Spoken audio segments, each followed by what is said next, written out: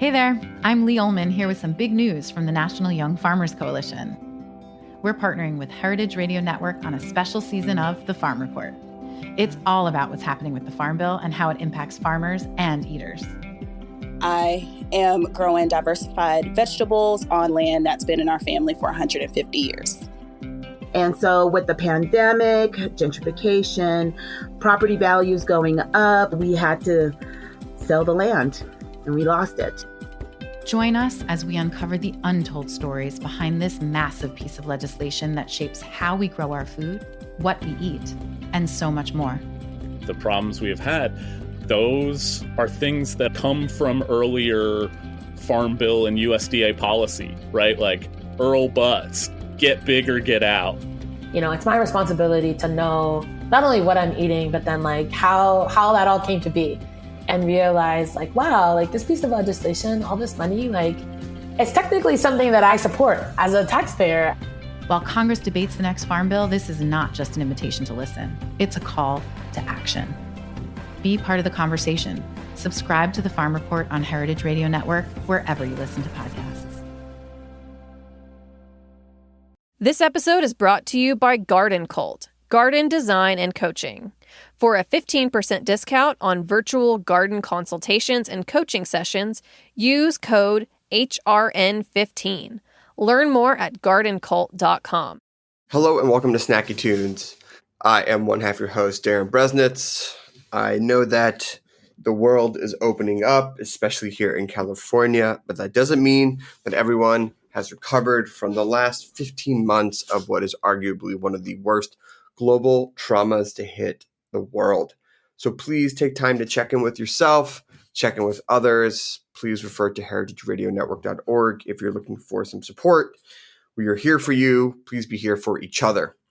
We are so excited to sit down with a longtime friend of the podcast, Aliza J. Sokolow, an LA-based food stylist, photographer, writer, and all-around just master of culinary styling and goodness.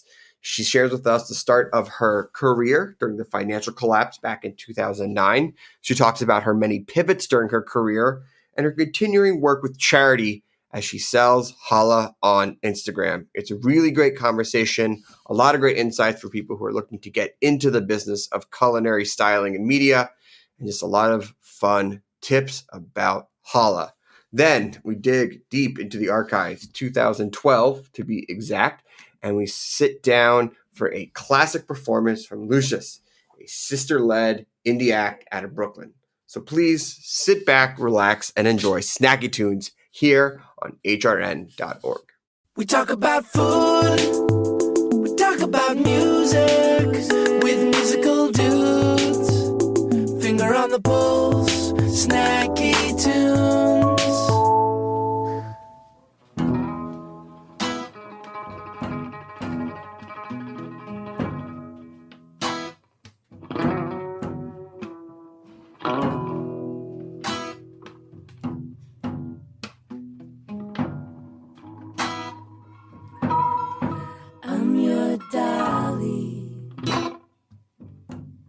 Stuff with extra baggage. Lay me down to shut my eyes. Beaded gazes lead you nowhere anyways. Press on my heart, I will say.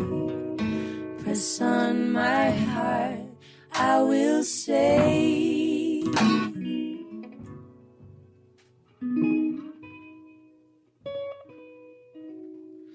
I am lonely with a static smile.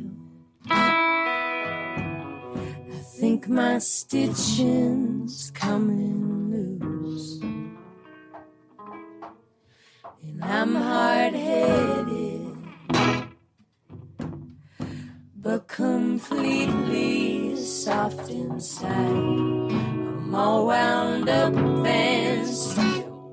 The only thing that I can say is I don't need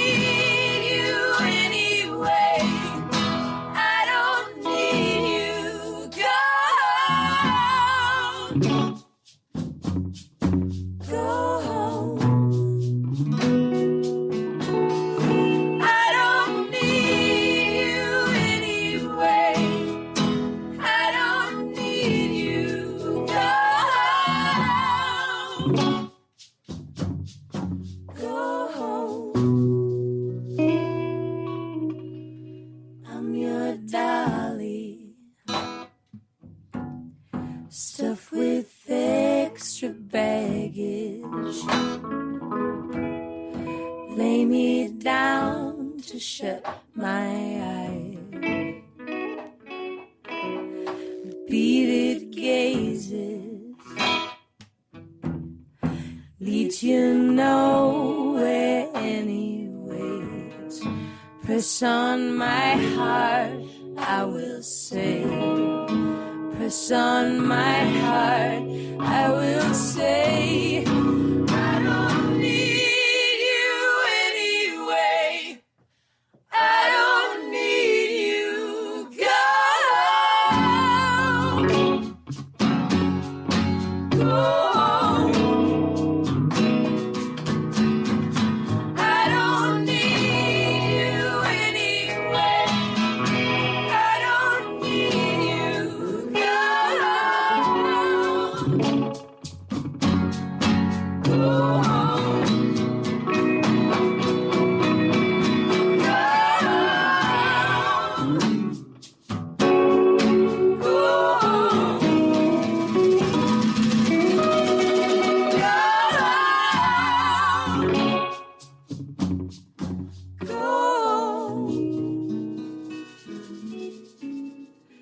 Go home.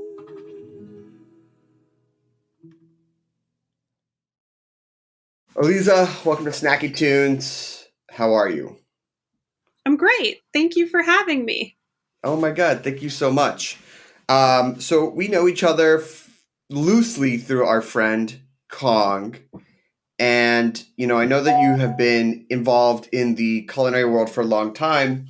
And one of the last things that we've chatted a lot about this show is the similar parallels between what happened in the last year and then what happened during the financial collapse in 2008, 2009, which is actually when you started your career. What led you down to this incredible world of culinary styling and food? And what do you remember from that time that feels similar for you during this time? Well, I graduated from Berkeley in 2009 with an architecture degree. And while going to public school, one of the biggest schools in the country, I learned that I always needed to be my own advocate. So I graduated with this really awesome degree in architecture and industrial engineering, and there were no jobs available. And I was like, what am I supposed to do? All my friends are consulting or applying to law school and medical school. And like, I have this really great degree. No one's building any buildings. So finally, after working as a beer promoter, which was my college job to pay my bills, I got a job doing set design assisting. And my first show that I did was a food TV show. And there were all these food stylists when I had walked onto set the first day. And I was like, oh, it's like teeny tiny architecture. That's what I'm going to be when I grow up, a food architect. And I sort of parlayed into this career of doing food styling. And I assisted for a long time. And then Jamie Oliver came to the US and I had the opportunity to work for him. And it led me down a career of working with a lot of different chefs and restaurants. And I learned a lot about the crazy culinary world and farming and all that it has to offer. Well, we're going to get to some of that a little bit later, but I want to go back to that time because, food and food media is so prevalent now. But the idea of working on cooking shows and things like that, even I remember when I would explain to my parents' friend, they would just go like, oh, that's quaint. That's nice. Because that time it wasn't as widespread as possible. And what also wasn't really widespread was really a roadmap of how to not just be in the industry, but get in the industry and stay in the industry and learn skills. So how did you start to put a career together? How did you even realize it was a career? It was kind of crazy. I think in about 2011, I got a bit burnt out from working in television, which was a career that I think I made like $118 a day for like a 16-hour day, 6 days a week. Sounds about And right. it just wasn't the lifestyle that I was looking for when I looked around at the people I was working with, and I was really green in the industry. And I had made a lot of connections with different farmers and chefs through my work in TV, because I would start going to the farmers market every week. And Josiah Citron actually was the first person to take me on a market tour. So it connected me with him. And Karen Beverlin from Fresh Point Produce, who did all the produce for, per se in New York, and the Rustic Cannon groups in Providence here in LA. And I had met all of these awesome people. And I was one of those like strange early 20 somethings who would take pictures of my lunch or like things I was doing at work on set and like post them to my Facebook account, which was very strange at the time. Yeah. And Facebook had started becoming a thing for like my mom's generation, and everyone, like my freshman year of college was the first year of Facebook. So it was the Ivy Leagues, Berkeley and Stanford. And like my sister who went to UCSB did not have Facebook. So I thought I was quite the elitist for going into college with this Facebook thing. And I had gotten a Twitter, which came out in 2009, and I was like, this is so stupid. What are you going to do with like 40 characters or whatever it is? And I started running Facebook accounts for like some restaurants, because I thought that was an important way to do things. Everyone had a Facebook at that point, and Twitter accounts. And I had like networked with a lot of different chefs and restaurateurs, and people were starting to get book deals. So like Zoe Nathan from Huckleberry heard that I was doing Facebook and Instagram for Suzanne Gowen's restaurant group and a few others. And so because she had a book deal, her publishers wanted her to have an online presence. So I got that restaurant group, which is like Rustic Canyon, Huckleberry, Milo and Olive. I had started running their Facebook and Twitter accounts. And then in 2012, I believe, is when Instagram came about. And this is sort of how I became a photographer, because I had like 22 social media accounts that I was running, which included Facebook, Twitter, and now Instagram. And we had to post a photo every day, like keep engagement up. We didn't know what this beast was, but I knew that I had to go into each of my restaurants every week, take enough photos to last me for the week. And back then it was only authentic to have an iPhone photo. And then once people started using real photography on their Instagrams, it was like, I don't want to say like a scandal, but it was like, oh my God, they didn't take that on their iPhone. Is this authentic? It's not live. Yeah. And it was very like controversial that you would see people posting things that they had like edited, with perfect lighting and Photoshop and putting it on there. And we had even like started to use Vine to do really cool things in the kitchen. And then Vines went away. Not quite sure where it went. I think it's now what Reels is and sort of TikTok, which I'm happy I don't really TikTok, and it's a lot. It's come a long way. So I had pretty much gotten every restaurant group in the city to work with me doing social, and I signed up for every single nonprofit event that was available so I could broaden my network. So I worked on Alex's Lemonade for 6 years, or probably 7 years. And then I did Taste of the Nation, LA, like at Project Chicken Soup. Anytime there was an opportunity to do nonprofit work in the restaurant space, I signed up, because I, at that point, was like the only game in town. And then every single PR group in LA would like call me in for a meeting to see if I could run social for their clients. But now everyone does it. But at the time it was like this crazy, weird, intangible, revolutionary thing to be doing food media in the social space. So obviously it was new back then, but some of what you did to hustle and to expand your network still applies for today. what lessons did you take from earlier in your career that still make sense and you still use today that people should listen to, follow if they want to expand their network or grow?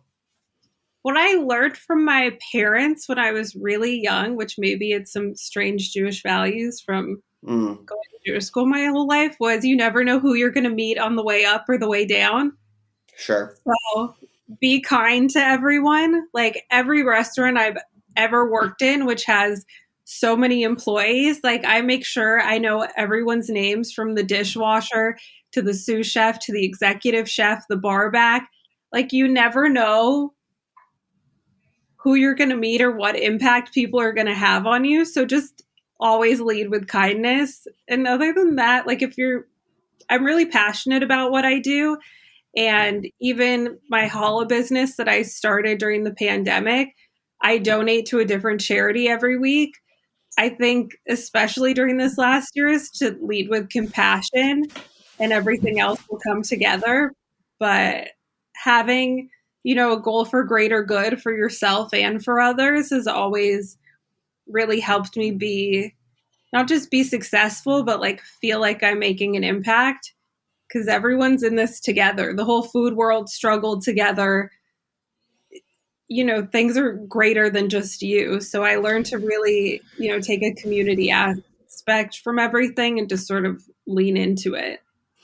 You bring up an interesting point because it is a very niche type of work and community, but it's also very competitive, especially when you're freelance. And seeing how you were at the forefront of social media or working with chefs and things like that, when people start coming up from behind, or you start getting people who are maybe borrowing, in quotes, if you will, maybe aggressively borrowing on what you're doing, your approach, you're going after your clients, how do you balance staying nice and remember and being nice to people, but then also, being your advocate, and then also dealing with people who might be less nice than you, who are going after maybe some of the same clients and jobs? I've had that a lot, or people who come to me for advice and then will send proposals to other people I have worked with. And it's just always good. Two things is like to know when to leave. Sure. And to leave before you get bitter or frustrated about a client, or if something's not working. It's okay to say, you know what, I think our time together is coming to an end. Like, I'm happy to refer you to someone else. And I think, how you leave is equally as important as how you arrive. And just to, not necessarily like maintain good graces, but to understand that, all of these working relationships are important. And especially in a small community, you're going to run into people. Yep. So that's important. Also it's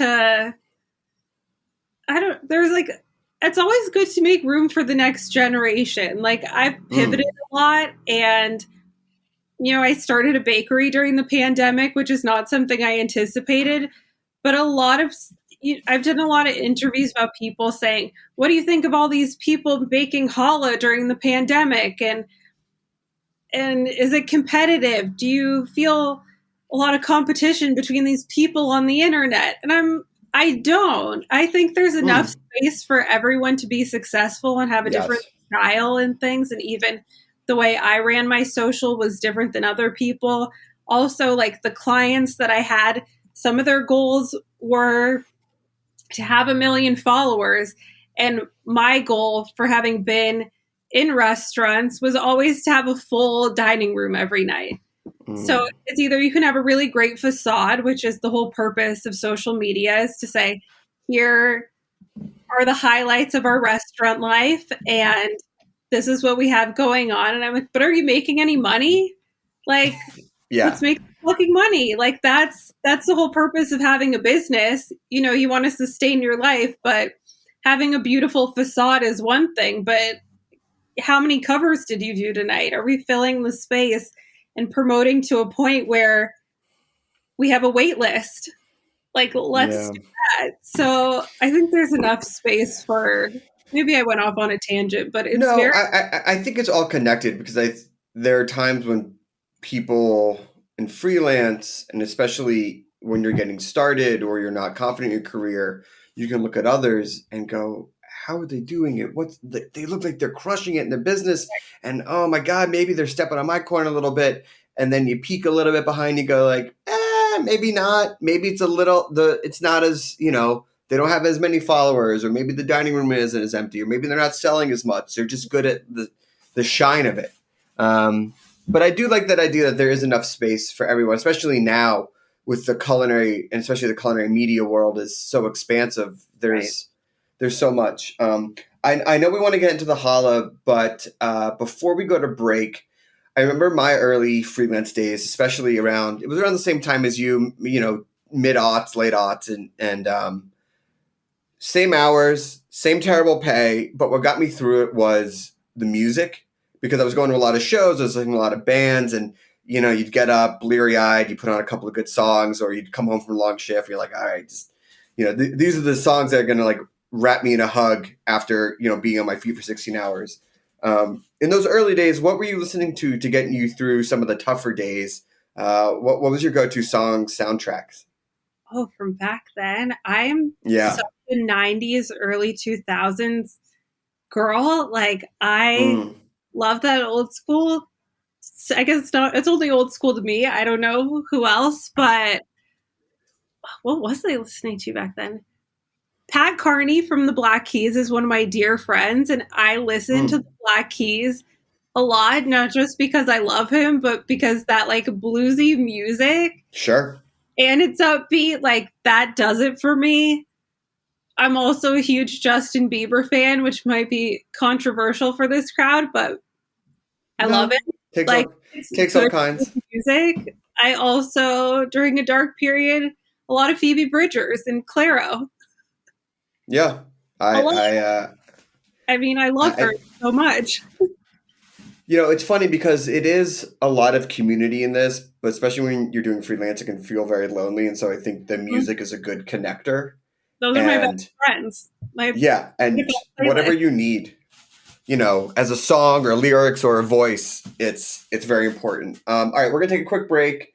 We're going to come back. We're going to talk about the challah business and some of the charity work that you mentioned. But here's a quick song from the archives here on Snacky Tunes on HRN.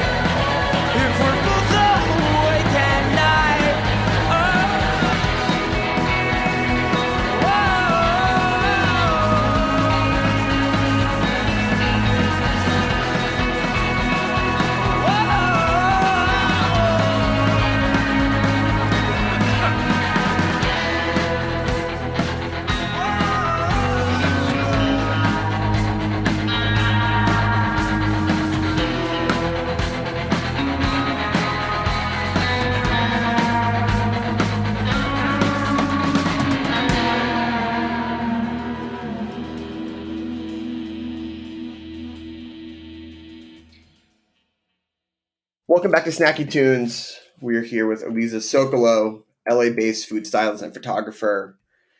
And you mentioned in the first part that you have pivoted a lot in your career, and one of your most popular pivots that was popularized during the pandemic, we do love alliteration on the show, was that you have been baking challah, which for anyone who loves bread and loves Jewish food is familiar with.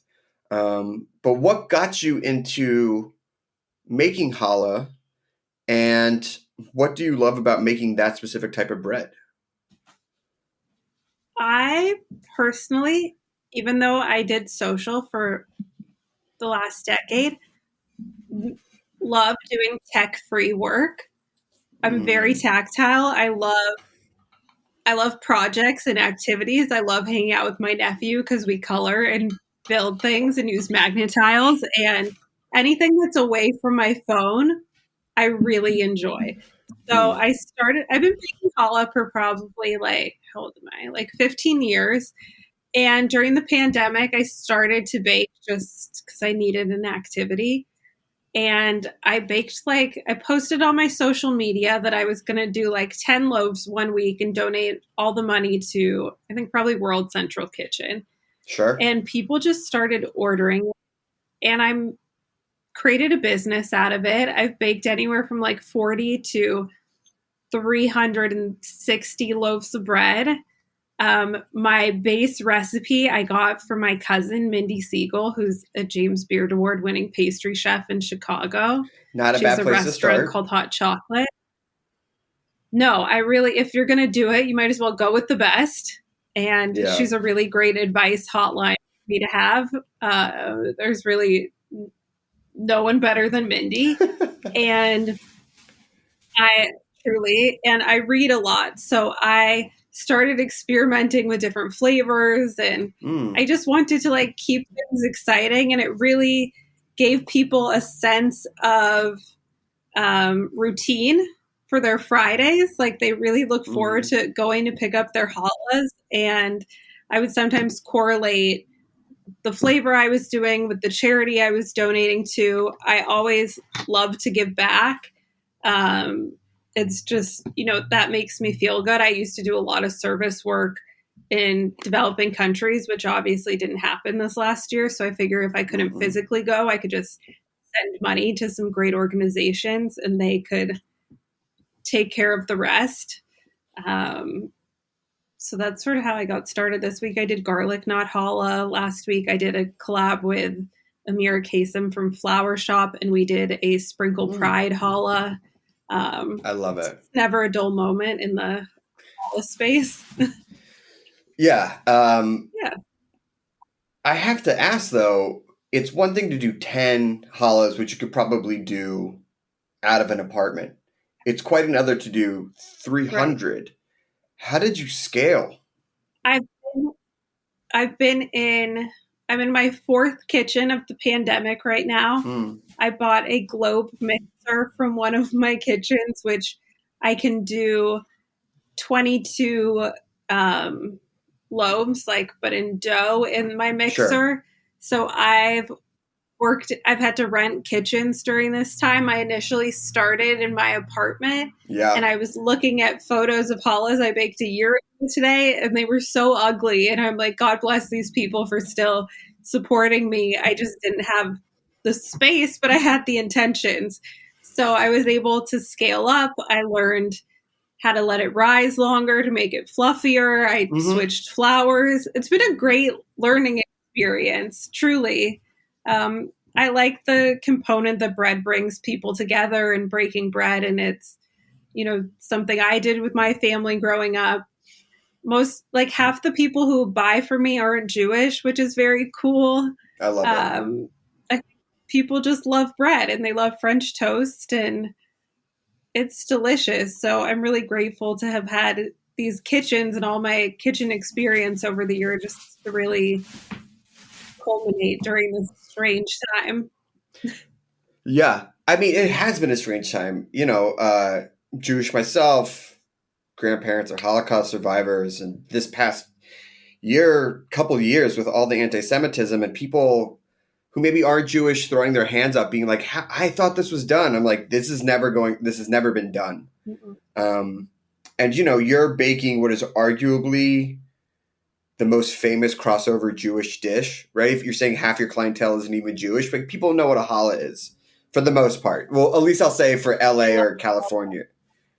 What does it mean, or has it taken on a new meaning making challah during this, rise in anti-Semitism, but also just something that is so culturally representative of the Jewish people?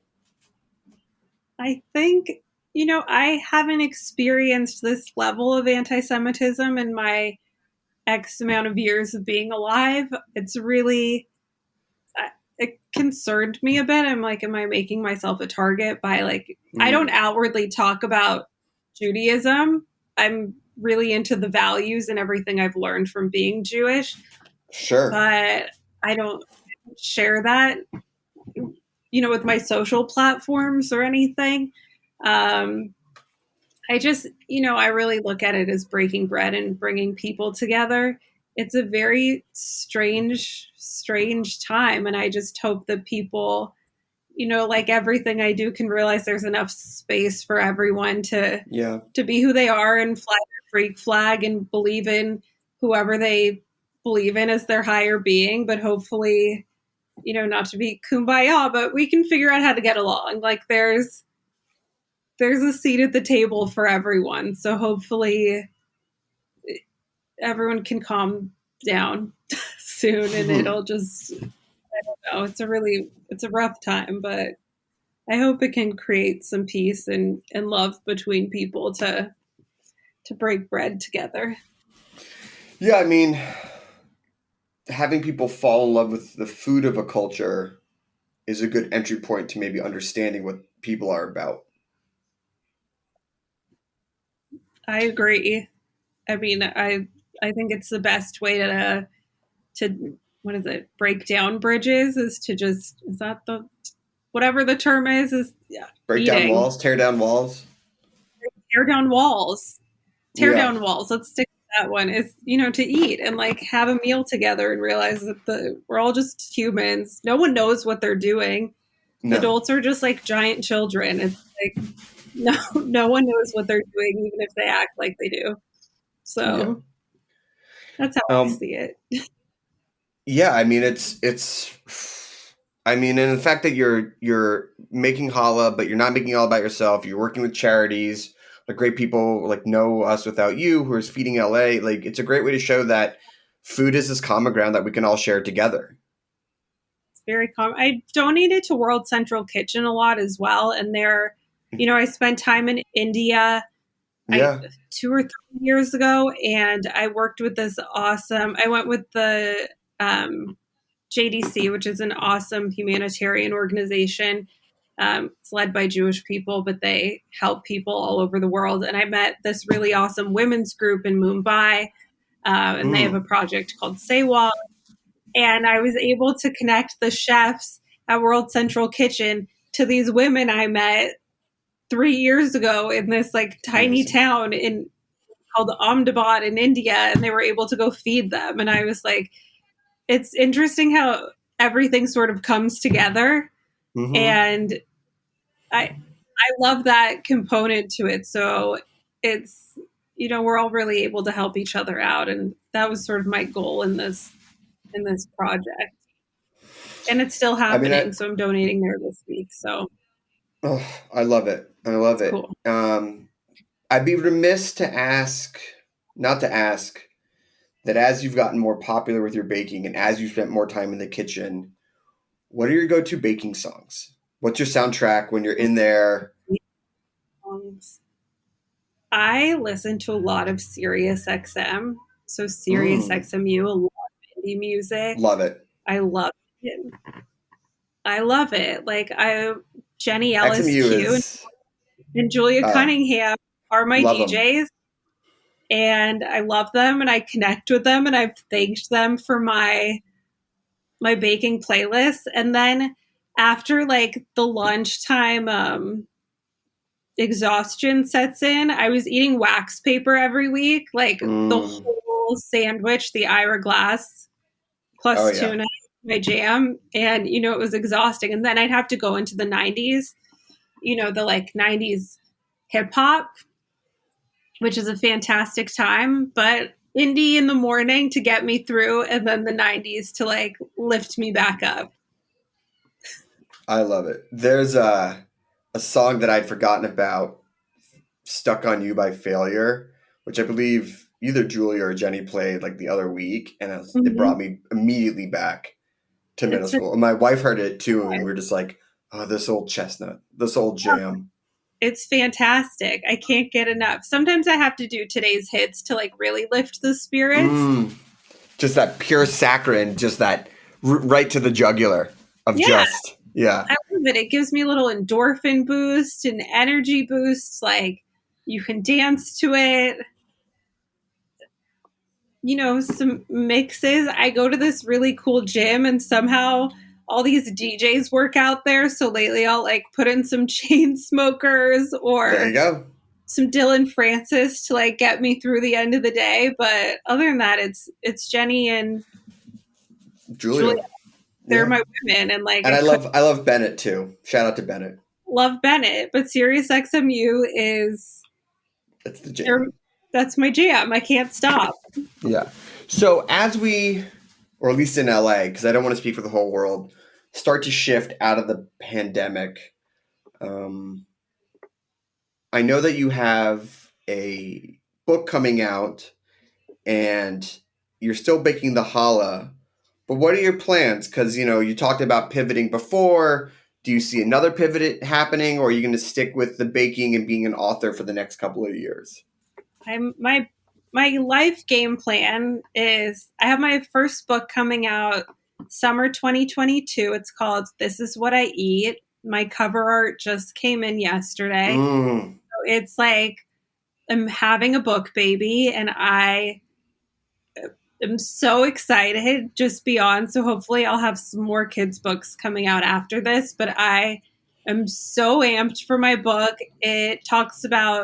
It's for like 5-year-olds, and it talks about fruits and vegetables and colors and shapes and sizes and planting your own garden and all these awesome things. And I can't wait for everyone who has kids or has kid friends to buy it, because I think it's going to make an awesome impact. But I'm still baking challah. We'll see how long the people want to keep eating it for. I have really a committed fan base. But I have gone back to work shooting and doing food styling. I did a shoot with Vogue recently, which was very exciting for me. I had never worked with them before. Amazing. And that'll be coming out in August.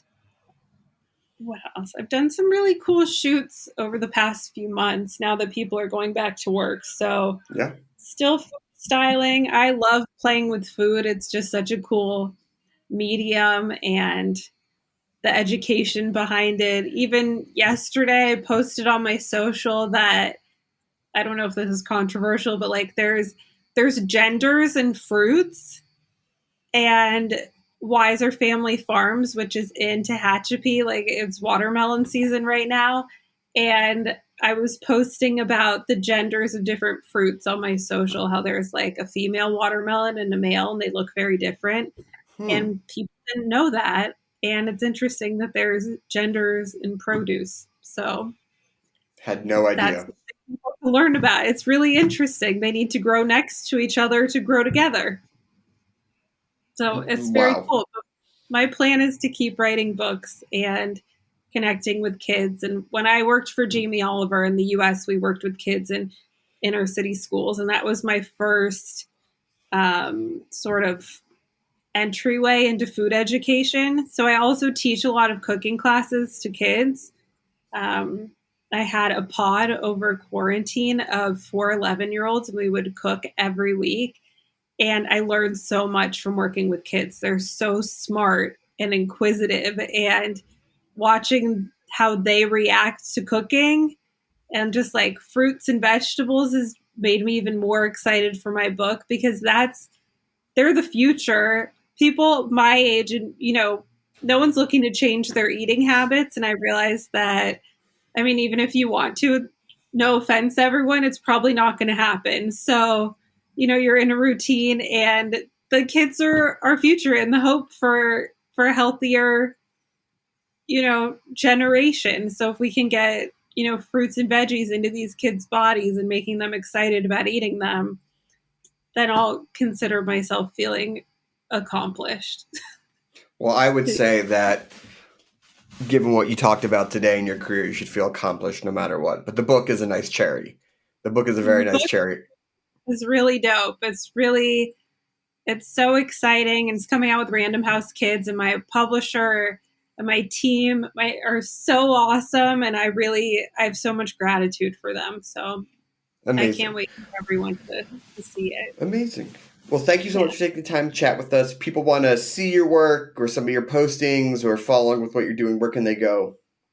You can head to Aliza J. Sokolow on Instagram, or Sokolow Photo if you want to check out some prints that I've done of fruits and veggies. You can DM me. I always respond, and we can talk more about fruits and vegetables and challah and life before Instagram. Amazing. Well, listen, thank you so much for making the time.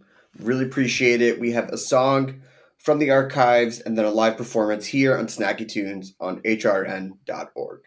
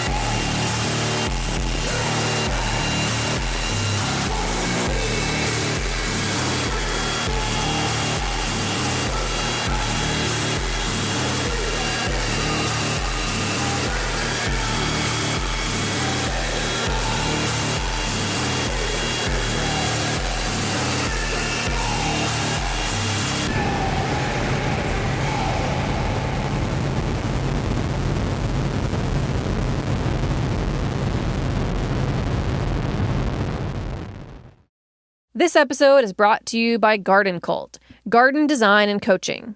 Carmen DeVito is a professional garden designer, certified New York State landscape professional, and the founder of Garden Cult. You may also know her from HRN's home gardening videos and our series, We Dig Plants. Garden Cult is a culmination of Carmen's more than 2 decades of experience designing and building gardens in New York City. Carmen believes that gardens and outdoor spaces should be healthy, environmentally sustainable places that enhance the health of people, nature, and the planet. She knows how to help you maximize the space you've got, help you work with and make the most of the materials, plants, and trees that you already have, and create an outdoor place to use and enjoy for you and your family. Get started at gardencult.com.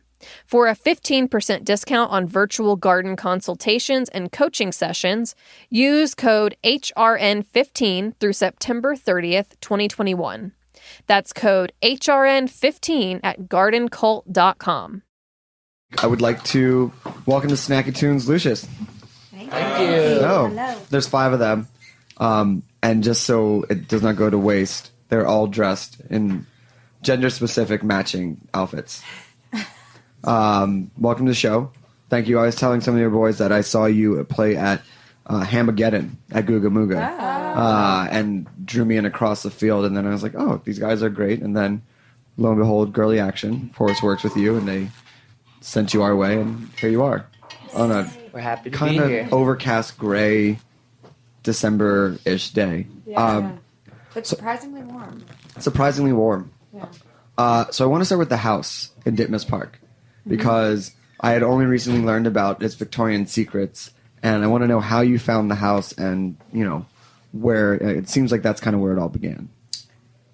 Well, Holly and I had been singing together and writing before then, but we found the house on Craigslist, and we were just looking for a place with a bunch of friends, and we knew nothing of the house's history through the Craigslist posting, and we showed up, and we had already lost a house that we really wanted to have, so we were sort of wary of the situation. Like, we didn't want to get too excited about something that was not going to happen. When we showed up, we walked through the front door, and there's like vintage organs and a grand Steinway piano and a recording studio in the basement, and it was sort of like, what? What kind of dream did we step into? What was the working order of all the various working order? It all kind of worked, or We just needed to tune the piano, and everything was, it was working. There was a couple pianos in the house that were like from the 1800s that definitely were not working, but I mean, it was pretty magical. amazing. Yeah. Did you just were like, we'll sign right now, we don't care? Well, then we saw the rest of the house, and it was just, it was sort of We're like, we have to make this work. Also, there was tons of records in the basement, but clearly, like, the landlords didn't know the importance of all this stuff. 'Cause Right. They didn't even mention it in the Craigslist ad. So when we moved in, all the records were gone. Remember? 3,000 records. He just threw them out. He didn't sell them on eBay or anything. You asked him? Yeah. Because we're like, where'd they go? Oh, threw them out. They're old records. Like, they just had no idea. But all the gear was still there. Yes. Yeah. You were like, please keep the organ. No, we didn't know. I mean, we just didn't know that he was even considering moving anything. Oh, you just took it as an omen, less like, hey, this will be left here. So, Yes. How did those instruments begin to factor into the band? Well, we started writing on the piano, and met a bunch of neighborhood friends, including Danny and Pete. And Who are in the band? People can't see that you're looking around, but they're also in the band. Yes, Danny and Pete and Andy. And we just started hanging out and having like little jam sessions and writing on our front patio, and that's sort of how it began. Okay, well, why don't we hear a song first? Sure. Let's do it. This is called Wilder Woman. It's an unreleased track.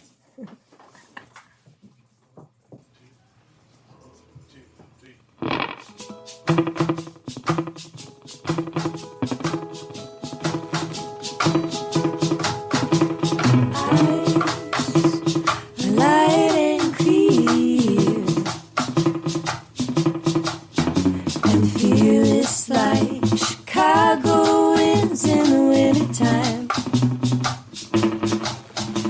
hair is never quite in place,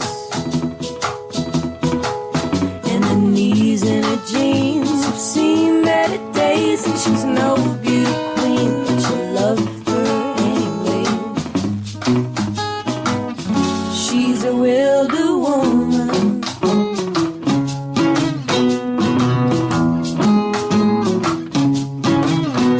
Oh, she's gonna find another way back home. It's written in her blood, oh, it's written in her bones. Yeah, she's ripping out the pages, ripping out the pages in your book.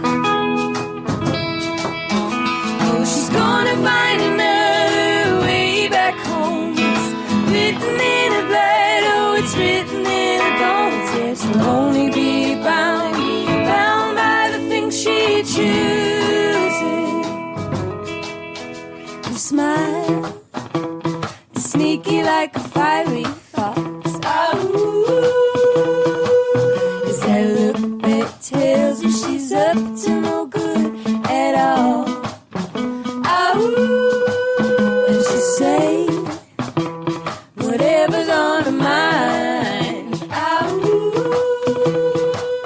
There are unspeakable things, and she'll speak them in vain, and you can't help but wish you had both the things to say.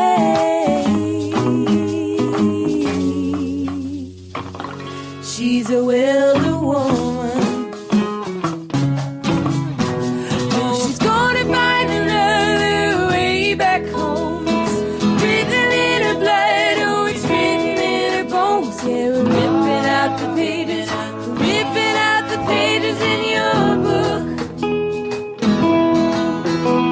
We're gonna find another way back home. It's written in her blood, oh, it's written in her bones. Yeah, she'll only be bound, bound by the things she chooses. Yeah, she'll only be bound, by the things she chooses. Hey, hey, hey,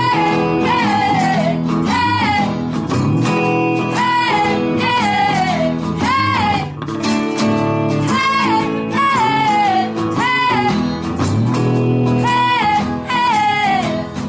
gonna find another way back home. It's written in our blood, oh, it's written in our bones. Yeah, we're ripping out the pages, ripping out the pages in your book. Oh, we're gonna find another way back home. It's written in our blood, oh, it's written in our bones. Yeah, we'll only be bound, by the things we choose. Yeah, we'll only be bound, by the things we choose. Hey, hey, hey, hey, hey, hey,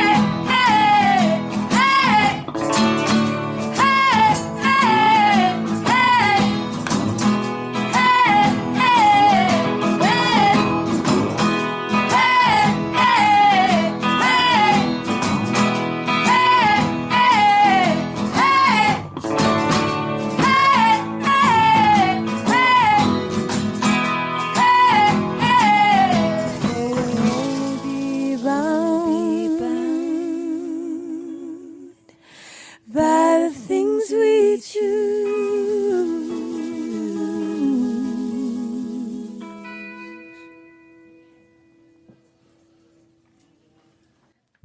Awesome. Amazing. It's really funny to watch all these people. I know. watching. So you see, it kind of like answers your question. Like the people, the table by the window, they hear it. The people that are further out, like they kind of hear it. Okay. Like when you get loud, they're like, what? But they can see us, obviously. Kinda. Oh, they just. It's kind of like, it's not a two-way mirror, but just because the way that's lit. With their phone and stuff. Maybe they're taking pictures of their food. Yeah. I mean, Maybe we should moon them. Yeah. Hashtag Roberta's, hashtag band. I feel like this show is very like stereotypical. Like people could come out of town and be like, oh, of course there's like a radio show and a band playing here or eating pizza. They're like, how Brooklyn, how Bushwick. Oh, and they're all matching in outfits. I mean, like I said, usually my brother is here, and we're twins, so people are just like, twin hipsters hosting.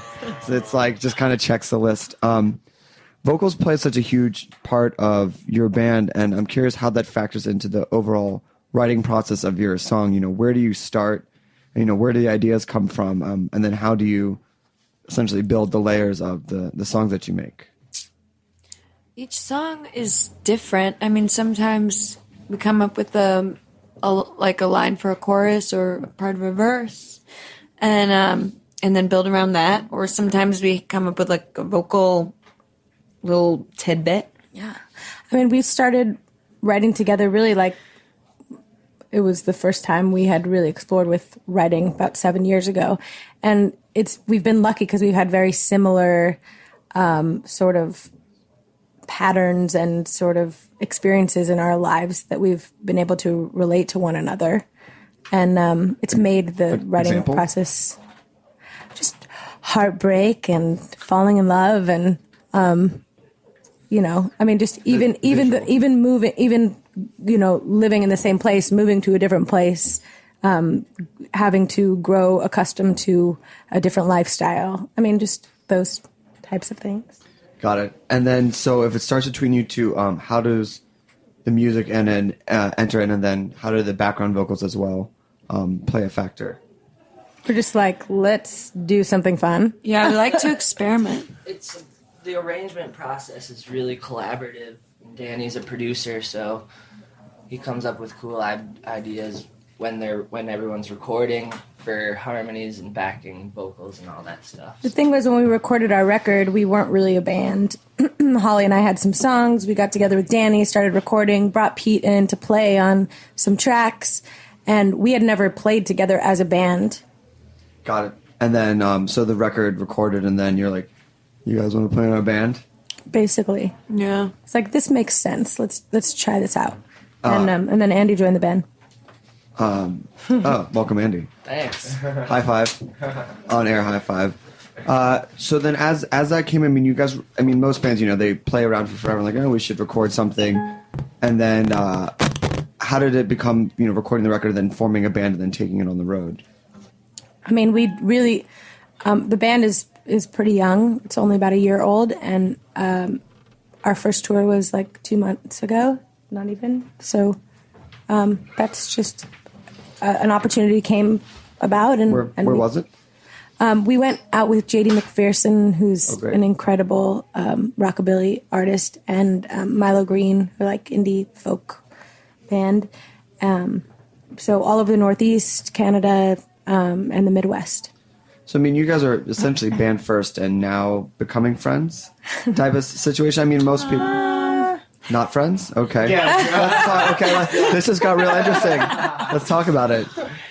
No, we met. We all met through this band, sort of. In we all knew each other through the small community of playing music in the same city, but it did bring us all together. And we met Andy not too long ago, but Danny had been working with Andy was playing another band called Annie and the Beekeepers. And Danny it was recorded their record. Yeah, so it was a pretty natural progression of how all the pieces came about, and then you learn about what everyone's stinky underwear smells like along the way. So it's just like There was like, oh, I think that's my. Then we really No fell in longer love. stinky. I just washed it all last night. yeah, Holly didn't really. I just think Holly washed everybody's underwear. the day we got off tour, she took everyone's clothes. And She's like, you know what, I'm taking this on. Yeah. And then you're like, oh, I think that's my bow tie, or I think that's my button-up shirt. Yeah. My shirts are the ones that are ripping in the back. The ladies pretty much Yeah. keep track of where all the clothes are, because otherwise we would leave them in each city. Is each night a different look, or is it uniform across the whole tour? It's a different outfit. We have Mix it so up. many different looks. No, it's We're usually, really looking it's to always Paris matching. this year. A little bit of Greece, maybe some Milan. We call this our midnight look. More like a grandma's closet. Why don't we hear another tune? Cool. Cool. This is called Go Home.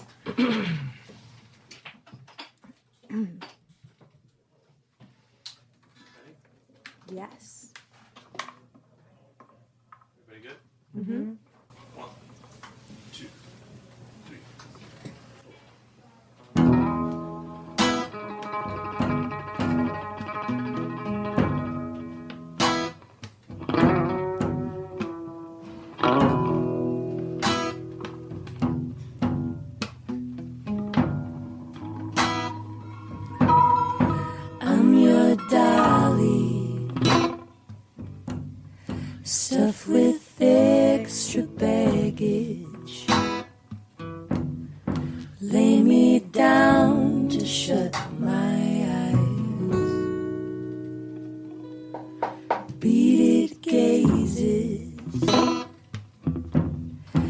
lead you nowhere anyways. Press on my heart, I will say. Press on my heart, I will say.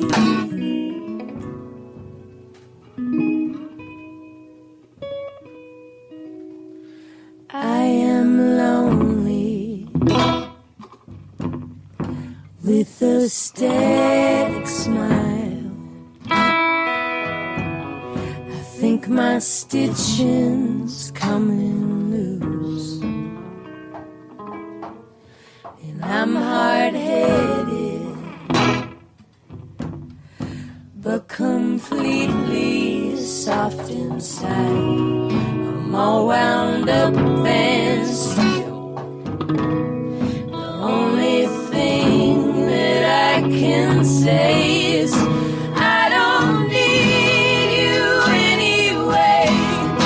I don't need you.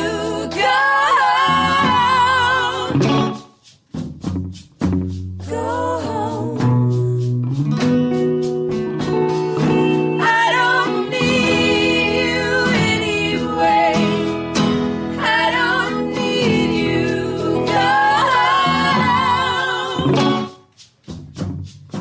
Go home. I'm your dolly, stuffed with extra baggage. Lay me down to shut my eyes.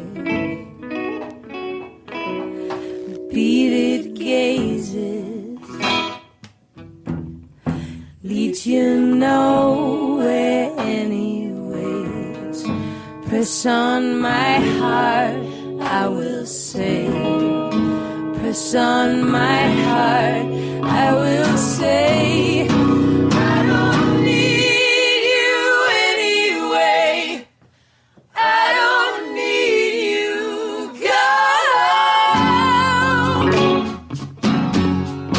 Go home. I don't need you anyway. I don't need you. Go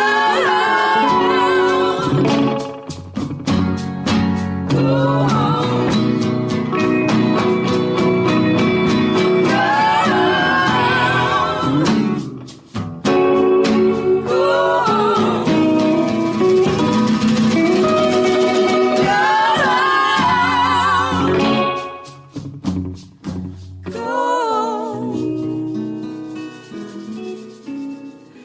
Go home.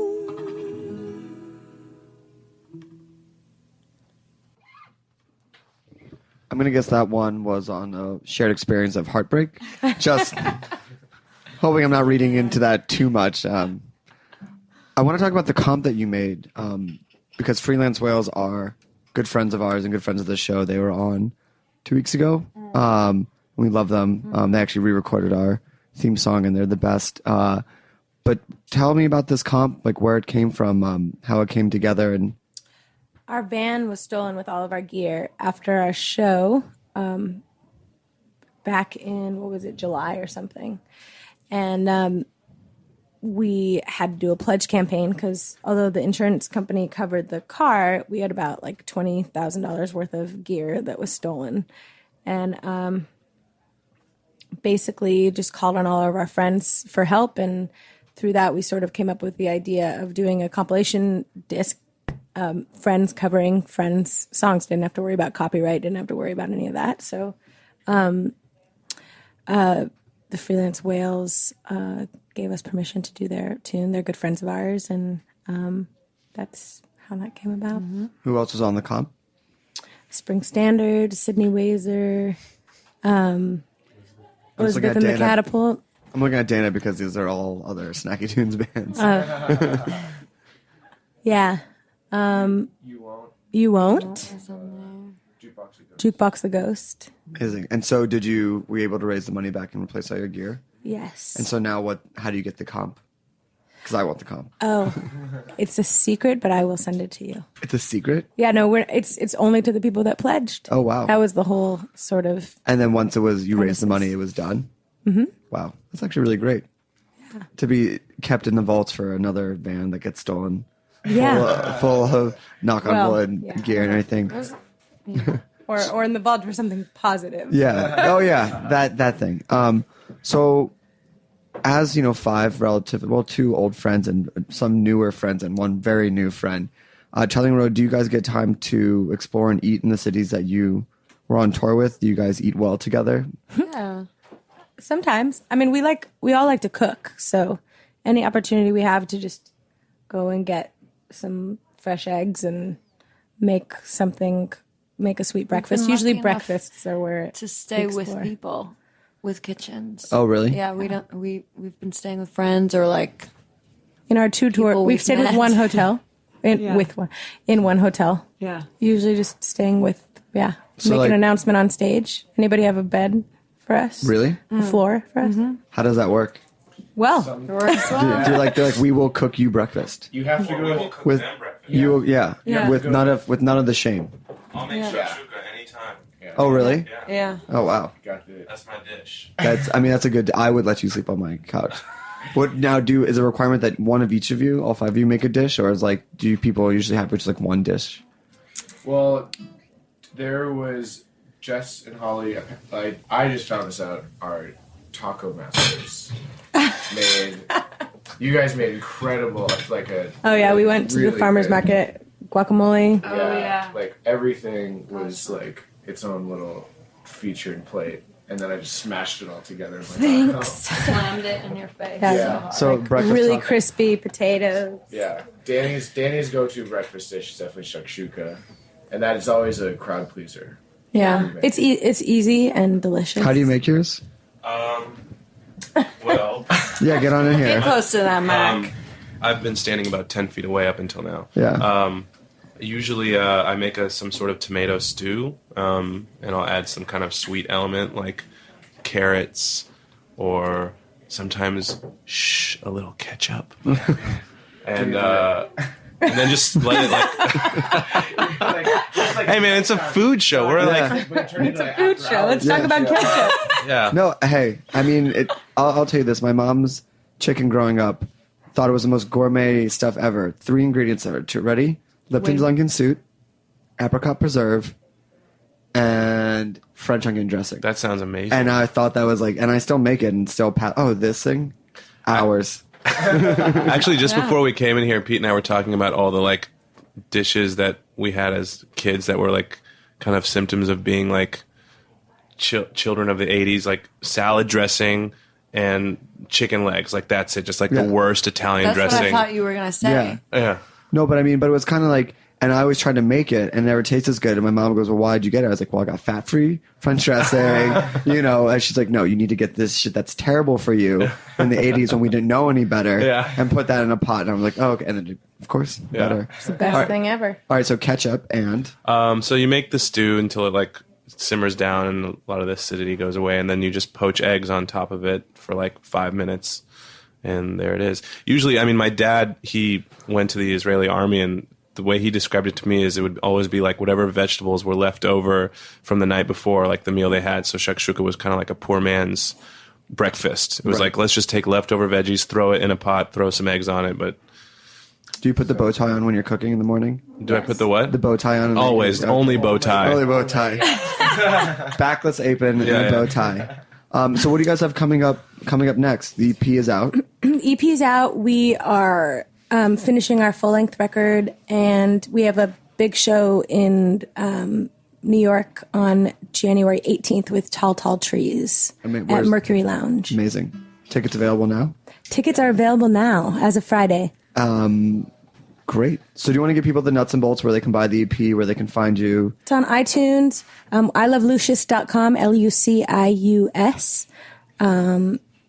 We're on Facebook and Twitter and Instagram and all those things. And thanks so much for listening. Yeah. You want to give those keys a test to make sure that there we go. Sweet. Well, big shout out to the Melt Shop and Spencer, Bullfrog and Bomb. Shout out to Girly Action. Dana, thank you so much. Roberta, as always. Jack, welcome back from vacation. Joe, the whole crew. We have one more episode left for this year. I believe it's Teen playing live, and I'm not sure the food guest because that's just where I'm at right now in my life. And don't judge me. Thank you so much, guys, for coming. This has been Thanks so amazing. much for having us. What's the name of the last song? It's called Turn It Around, and we actually have a video that came out about a month and a half ago. It's on YouTube for this song, so check it out. Thanks for everybody listening to Snacky Tunes. Shout out to Darren and Joe and Mom and Dad. And Dad, feel better. See you guys next week. Feel better, Dad.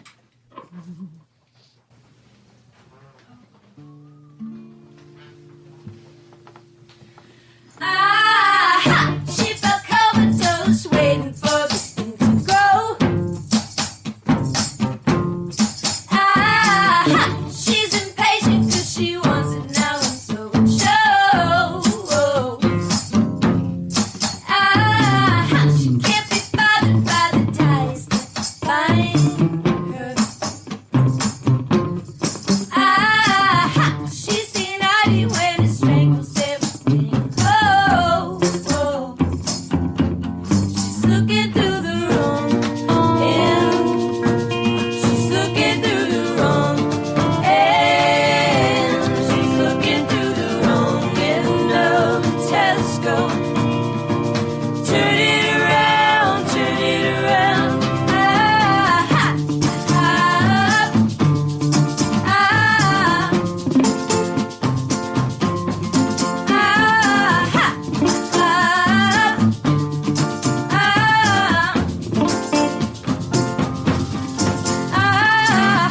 Close the door with the intention of not looking back. But missed a step because she didn't have a steady track. She can't be bothered by the mistakes she's made. She's forgetting that's what guides you to the rightful place. She's looking through the wrong end. She's looking through the wrong end. She's looking through the wrong end of the telescope.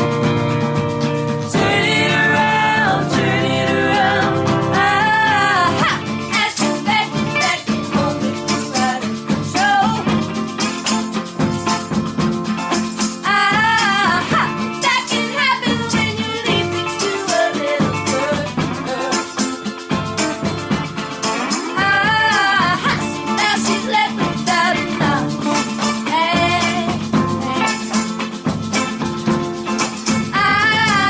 She better tattoo it or she won't have another chance. She's looking through the wrong end. She's looking through the wrong end. She's looking through the wrong end of the telescope. Turn it around, turn it around. She's looking through the wrong end. She's looking through the wrong end. She's looking through the wrong end of the telescope. Turn it around, turn it around.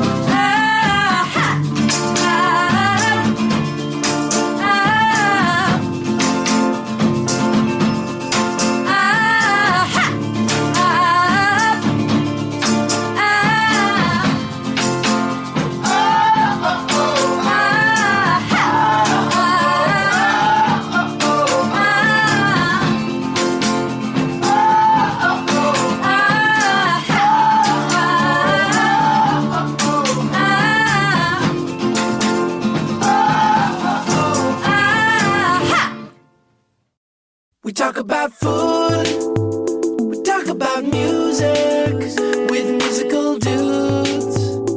Finger on the pulse, snacky tunes. This program is powered by Simplecast. Thanks for listening to Heritage Radio Network, food radio supported by you. For our freshest content and to hear about exclusive events, subscribe to our newsletter. Enter your email at the bottom of our website, heritageradionetwork.org. Connect with us on Facebook, Instagram, and Twitter at heritage_radio. Heritage Radio Network is a nonprofit organization driving conversations to make the world a better, fairer, more delicious place. And we couldn't do it without support from listeners like you. Want to be a part of the food world's most innovative community? Rate the shows you like, tell your friends, and please join our community by becoming a member. Just click on the beating heart at the top right of our homepage. Thanks for listening.